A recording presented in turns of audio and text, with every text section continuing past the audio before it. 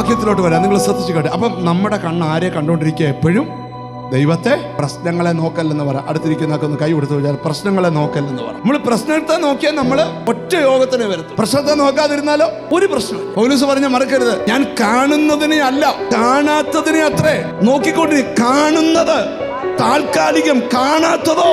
ഇന്ന് എന്നോട് ദൈവാത്മാവരെ, പ്രശ്നത്തെ നോക്കുന്നവര് ആ കണ്ണ് അവിടുന്ന് പറിക്കണം. എന്നിട്ട് ആരെ നോക്കണം? യേശുവിനെ നോക്കണം. ഇവിടെ എഴുതിയിരിക്കുകയാണ്, എന്റെ കണ്ണ് ദൈവത്തെ എന്ത് ചെയ്തുകൊണ്ടിരിക്കുക? കണ്ടുകൊണ്ടിരിക്കുക. അതിന്റെ കാരണം എന്താണെന്നറിയാമോ?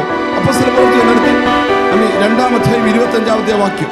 ഞാൻ കർത്താവിനെ എപ്പോഴും എന്റെ മുൻപിൽ കണ്ടിരിക്കുന്നു. ഞാൻ കർത്താവിനെ എപ്പോഴും എവിടെയാ? എന്റെ മുൻപിൽ കണ്ടിരിക്കുന്നു. അതിനർത്ഥം എന്നാ? കർത്താവ് മുമ്പിലും ഞാൻ പുറകിലും.